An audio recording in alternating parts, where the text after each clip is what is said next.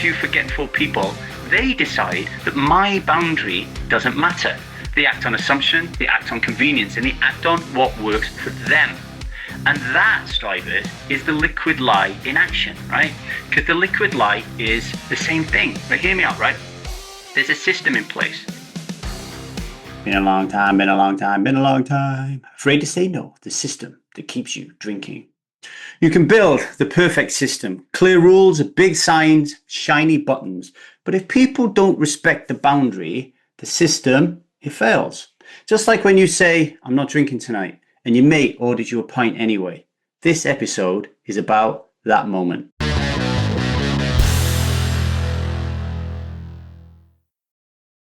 Hello everybody, my name is Lee Davy. I am not an alcoholic. I refuse to be anonymous. I am someone who lives a self-led life, alcohol-free as fuck. And I spend every waking moment of that life helping other people do the same, like right now.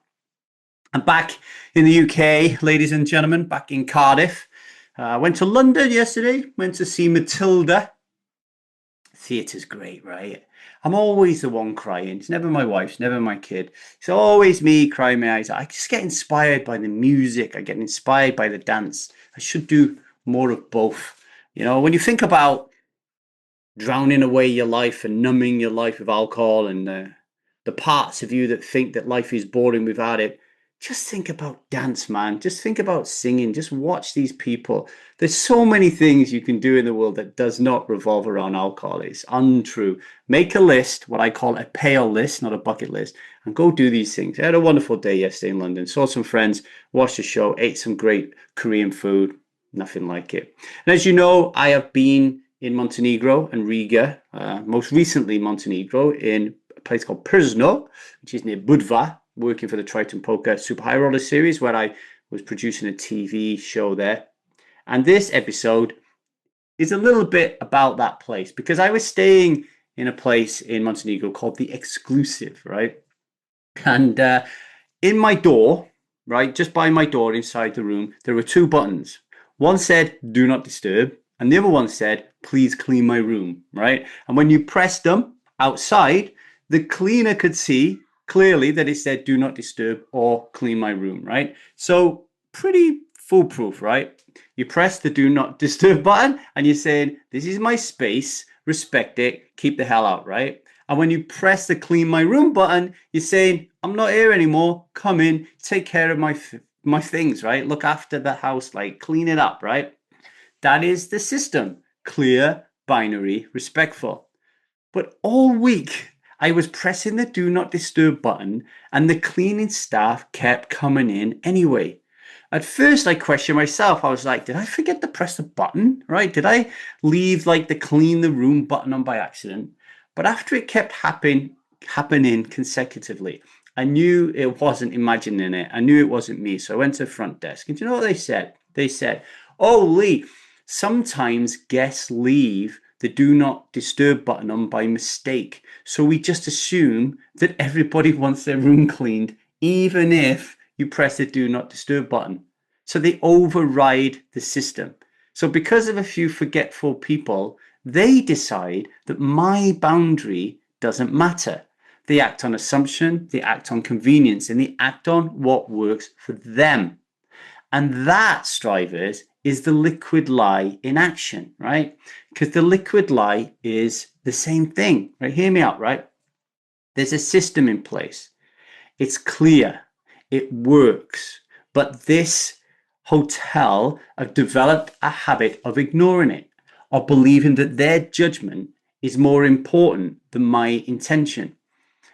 And I realized that I grew up in a system just like that, right? The button might as well have never existed. Because in my house, when I grew up, there was no such thing as boundaries. They really didn't matter. Or if they did, they were invisible. I never saw them, or they were contorted or abandoned, right? As a child, nobody, no adult ever asked me what my boundaries were, right? Nobody ever did. This is something that I work on a lot with my children, right? I speak to them, I talk to them, I respect them. I don't burst into their room. I don't just kiss them and hug them, right? Like, I don't just invade them when they're like on the toilet or in the shower. Like, they have boundaries, right? Nobody modeled any healthy boundaries to me when I was younger. I didn't know that I was allowed to say no. I was raised to be really polite, to put other people in front of me. I wasn't raised to have space, to ask for it, to protect it. So when I got older, I didn't push buttons. I didn't even know they were there. I let people walk into my emotional room to take what they needed and to leave a mess behind.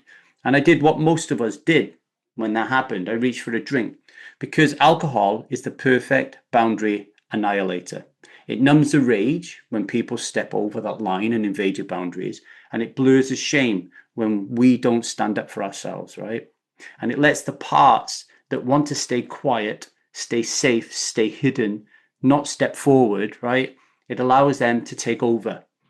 This system of self, the system of self that you have, the beautiful, pristine self that's intact at birth, over time, as people ignore your do not disturb buttons, your inner system reprograms itself.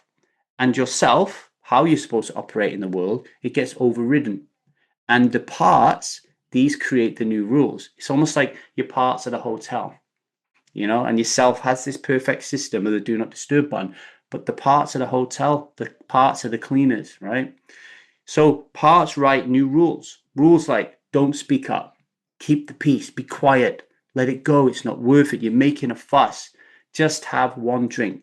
And before you know it, you're no longer living by your system anymore, your system of self. You're living in someone else's hotel room and the door is always wide open. So we're going to take a short break. And while we do this, I want you to ask yourself this. Where in your life have you clearly pressed do not disturb and people keep barging in? Where have you let that happen? And where have you been afraid to say stop?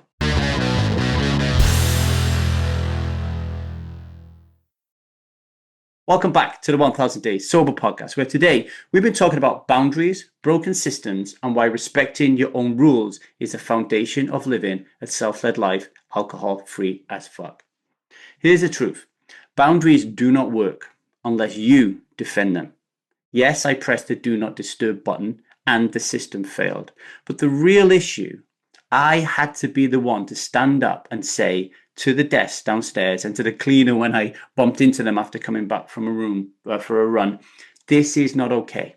I had to say that. I had to say, this is not okay. Living alcohol free isn't just about avoiding the booze. It's about reclaiming your agency. It's about creating sacred systems, physical, emotional, relational, where only love, truth, and respect are allowed in. And that means learning to build boundaries from scratch, especially if, like me, you grew up in a household where boundaries were either bulldozed or completely invisible. So how do we begin to build boundaries? Here's a few pointers for you. Pointer number one, awareness. Just start by noticing the moments where you feel tense, frustrated, or drained, because that's your nervous system whispering to you sometimes that a boundary just got crossed. Maybe someone interrupts your silence. Maybe they joke about your choice not to drink. Maybe they say yes when you meant no. So just pause, breathe, and notice. Be more mindful, I guess, right? Another pointer, inquiry. Ask yourself, what did I actually need in that moment? What would have made me feel safe, respected, and whole? Because this isn't about getting it right. It's about getting to know yourself again. Another tip, define your boundaries. Understand what they are. If you've never had them before, if they're invisible for you, if the whole concept right now of boundaries is just like, what is this guy talking about? Get a journal and write down what behaviors drain you, what words make you shrink, what actions feel disrespectful, and then flip it around. What makes you feel energized? What makes you feel safe? What makes you feel valued? Because these answers, these are your boundary lines, right? And until you define them, you can't communicate them to people. And then nobody can honor them. Nobody will understand what they are. Nobody will understand what the consequences are if they override them. You have to learn that yourself and communicate with other people, which is the last point I want to make. You need to learn to communicate with courage. Every time I talk about living a self-led life, alcohol-free as fuck, becoming a world-class communicator is paramount to be able to live that life. You need to learn to be able to communicate to people, right? And this is the same thing, communicating with courage, because courage is one of the 8 C's of self. Telling people, this is what I need. telling people this is what is not okay. And here are the consequences, like I said earlier, if that boundary is respected. You're communicating not from parts, not from punishment, but you're communicating from self, where you can be calm, you can be clear, and you can be compassionate. Because when you fail to protect your boundaries, you send a message to your inner world that you don't matter. And that's when your parts jump in. The people pleaser, the avoidant, the one who just wants to feel something other than feeling tension. And guess what that part always reaches for? The drink, the escape, the comfort that comes with letting someone else run your system again. But today you get to choose. You get to rebuild the system of self, not with rage, not with walls, but with truth, with responsibility, and with love. Boundaries are not walls. They're bridges to self, to safety, to connection that doesn't come at the cost of your dignity.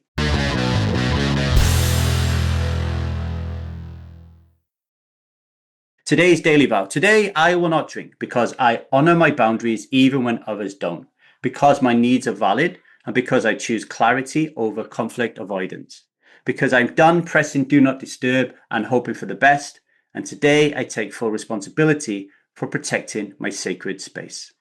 Some reflections for you as you go about your day today. Where are your boundaries being ignored? Where have you stopped enforcing them? And what system of your parts created to avoid the discomfort of saying no?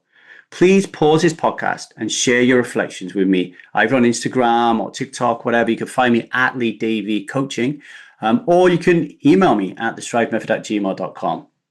If this episode hit home, please rate and review the show so others can find it. So many people out there need to know about boundaries, so it really help them. If you don't want to miss a single episode, please subscribe to the show on Spotify, Apple, iTunes, wherever you're listening to the thing. And if you want to dig deeper into the Strive Method and learn more about boundaries, we have a whole workshop on boundaries in the Strive Method. Head to www.thestrivemethod.com and join the waiting list to get on board that. Until tomorrow, much love and strive on. And remember, today, you do not need to drink. You've got this, right? You really have got this. Really define your boundary and let people know that today you're not drinking, including all your internal parts. Much love and strive on.